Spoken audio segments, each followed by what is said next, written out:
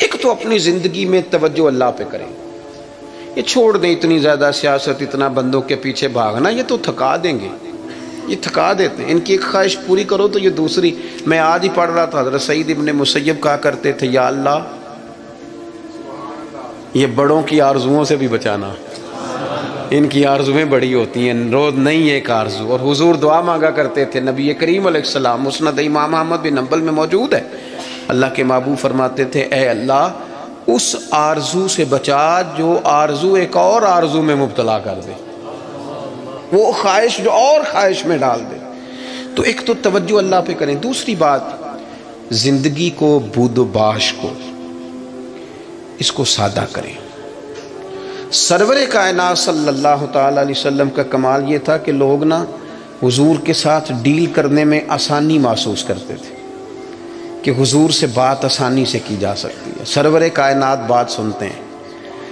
یہ جو ہمیں شوق ہے نا سہولتوں کا، یہ ضرور لیں، کوئی بھی سہولت منع نہیں، لیکن اپنے آپ کو سہولتوں کے ساتھ زندہ رکھنا ہے۔ ہم نے نا کچھ آسانیاں زیادہ جمع کرنی شروع کر دی اپنے ڈرائنگ روم میں۔ سردیوں میں ہیٹر ہے، گرمیوں میں اے سی ہے، اور ہر شہر ریموٹ کنٹرول ہے، اٹھنا نہ پڑے بیڈ سے، توبہ توبہ، اور واش روم بھی اٹیچ ہے۔ اتنی سہولیات جمع کرنا چاہتے ہیں، بس نہیں چلتا، ورنہ جو ہم لا سکتے ہیں وہ تو ضرور آتا ہے۔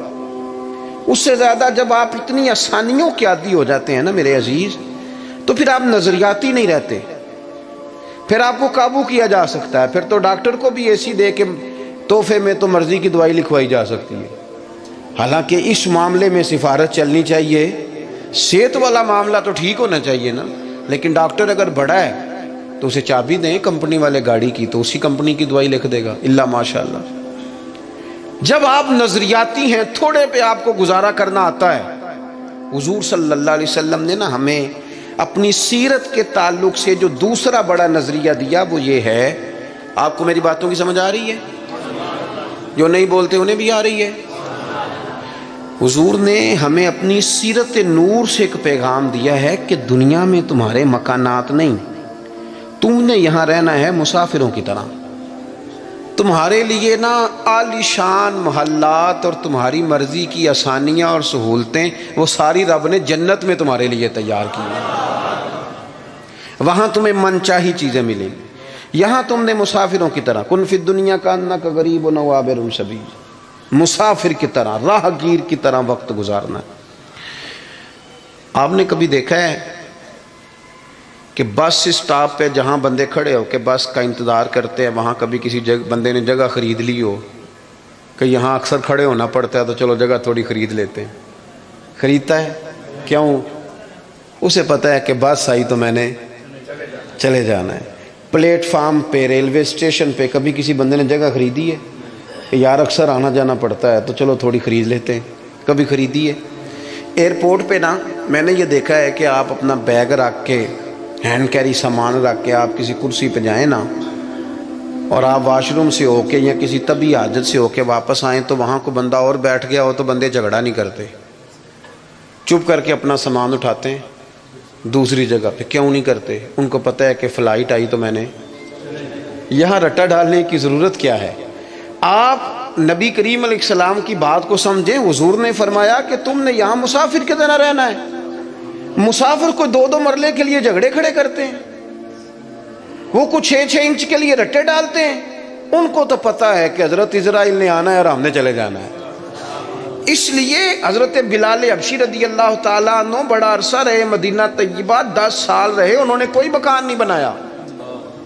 ایک حجرے میں وقت گزر گیا، کو بتائے کہ شادی سے پہلے مولا علی شیر خدا کا مکان کہاں تھا، کو بتائے کوفے میں کتنی جائیدادیں بنائی انہوں نے، کہاں محلات تعمیر کیے ان لوگوں نے، ان کو پتہ تھا۔ ان کو پتہ تھا حضرت عمر پر 80 دینار کا قرضہ تھا، انہوں نے پتہ تھا کہ جب حضور آئے تھے نا معراج کی رات تو مجھے بتایا تھا کہ عمر میں تیرا محل دیکھ کے آیا ہوں، تو جب حضور دیکھ آئے تھے تو پھر انہوں نے یہاں بنایا۔ یہ نظریاتی بات ہے، اس کو آپ نے سمجھنا ہے۔ ہمارے ہاں یہ ابھی کرونا آیا نا، پینک پھیل گئی، ٹینشن ڈپریشن کے مریض بڑھ گئے۔ آپ نے ناراض نہیں ہونا، زیادہ تر وہ لوگ ٹینشن میں ہیں جو آسانیوں میں جینے والے تھے نا، چونکہ بندے نے اتنی قیمتی کوٹھی بنائی ہو پھر چھوڑ کے مر جائے، دل نہیں کرتا مرنے کو۔ اتنے پیسے جمع کیے ہوں پھر چھوڑ کے کیسے مرے، دل ہی نہیں کرتا۔ وہ لوگ مسافر تھے جنہوں نے سامان باندھے ہوئے تھے، جب رب کا حکم آئے گا ہم حاضر ہو جائیں گے۔ اب یہ ٹینشن کیوں پھیلی؟ ٹینشن بھی اس لیے پھیلی کہ ہم اسلامی نظریات کو نہیں سمجھتے۔ اور میرے بھائی وہ کسی اور کا عقیدہ ہے کہ مر جائیں گے تو فنا ہو جائیں گے، اور کا عقیدہ ہے۔ اور مجھ سے کچھ سوالات بھی ہوئے اس دوران۔ دیکھو قبر کھڈا بھی ہے، گڑھا بھی ہے، لیکن مجھے اپنی ڈائریکشن کا پتہ ہے، آپ کو بھی اپنی ڈائریکشن کا پتہ ہے۔ ہمیں کسی کی ایک آدھ خامی کا پتہ ہوتا ہے، اپنی تو ساری کا پتہ ہوتا ہے۔ لیکن وہ الگ بات ہے کہ اپنی خامیوں سمیت اپنے آپ سے پیار ہوتا ہے، اور کسی کی ایک خامی دیکھ کے بھی اس سے پیار نہیں رہتا۔ عزیز بھائی، ہمارا یہ مسئلہ ہے کہ اگر تو ڈائریکشن ہماری غلط ہے، کام ہم نے دوزخ والے شروع کیے ہوئے تو قبر کھڈا ہے، دوزخ کے گڑھوں میں سے گڑھا ہے۔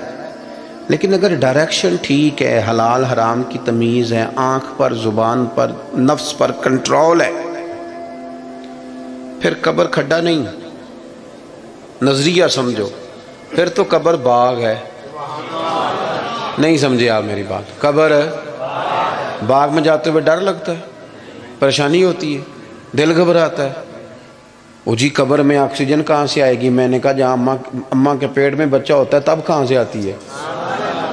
چلیں اس سے بھی اور مثال دیتا ہوں، کبھی انڈا دیکھا جب اس میں سے بچہ نکلتا ہے؟ چاروں جانب کو جگہ ہوتی ہے آکسیجن کی۔ یہ جو بڑے عقل مند لوگ ہیں یہاں سوال کھڑے کرتے ہیں، ان سے پوچھو کہ بچہ تندرست بھی نکلتا ہے انڈے سے اور سونا بھی نکلتا ہے۔ تو جس رب نے وہاں اسے سنبھال کے رکھا نا، پیاری جلد بنائی، وہ قبر میں بھی تیری بڑی حفاظت فرمائے گا، بڑی حفاظت فرمائے گا۔ بارت شاہ نہیں مردے جنہ کیتیاں نیک کمائیاں نے، نالے عرش فرشتے بانگاں ملیاں، مکے پہ گیا ہے شور۔ بلے شاہ آسان نہیں مرنا ہے تے مر گیا ہی کوئی اور، تو کوئی اور۔ یہ کیا اقبال بھی کہتے ہیں، موت کو سمجھے ہیں غافل اختتام زندگی، یہ ہے شام زندگی پھر صبح دوام زندگی۔ قبر باغ ہے، باغ۔ ایک وہ ہے کہ خوف ہے قبر میں کیسے جائیں گے، وہاں کیا بنے گا، بستر کوئی نہیں، ٹھنڈ بڑی ہے، وہاں کیسے گزارا۔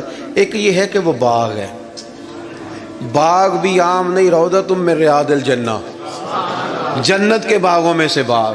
اور باغ عام نہیں جس کے نیچے نہریں رواں ہیں، اور باغ اتنی شانوں والا ہے کہ پہلی آنکھ کھلے گی تو زیارت چہرہ ودھوہا کی نصیب ہوگی۔